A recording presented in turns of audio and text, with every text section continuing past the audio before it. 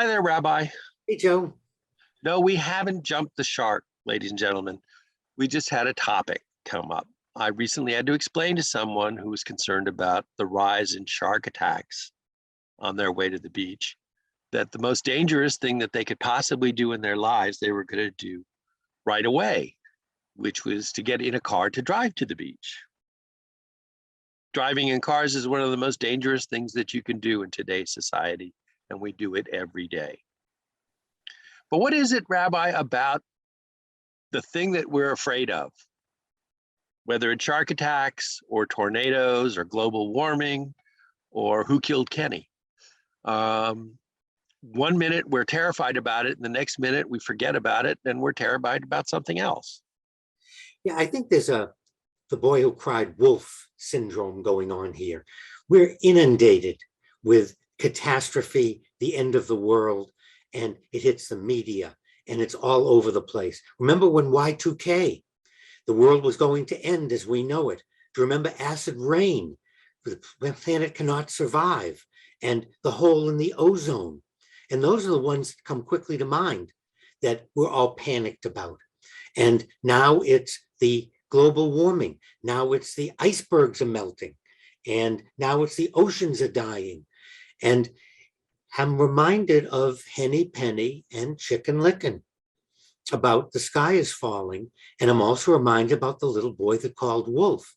And society hasn't paid attention to making everything into a catastrophe, and therefore nothing is a catastrophe.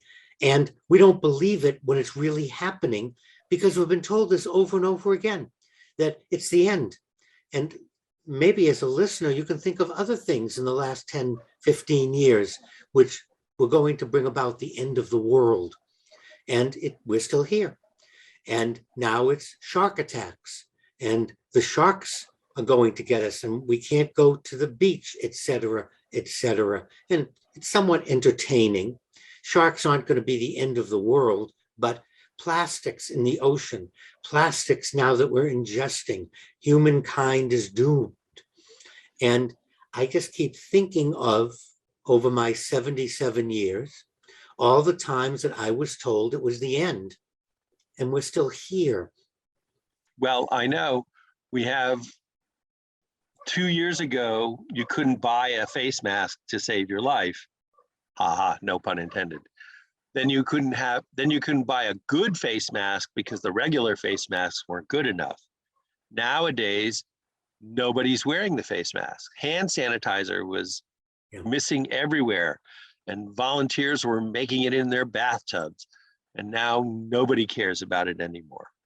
Yeah, I think there's a fatigue, a disaster fatigue. When everything is a disaster in the end of the universe, then nothing is. It's putting it out of perspective. If we are going to deal with the climate changing, we have to say the climate is changing. How do we adapt to it?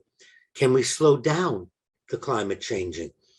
But we're human beings. We love to be entertained, and we're entertaining ourselves to death. So we like Sharknadoes. We like another glacier fell in and the ocean levels are rising. Therefore, New York will be uninhabitable. We'll have to evacuate Miami. We like to be entertained. We like these catastrophes. We like catastrophe movies. But what it really does is it defocuses us from what's going on, what might be a real problem, and how to solve that real problem. Well, you solve my problems, Rabbi. I always wonder what to do, and then I go to you and I get the kind of advice that always helps me. Thank you, Joe. And just keep in mind, if you don't want to be eaten by a shark, just put on a lot of sunscreen. They just don't like the taste of sunscreen.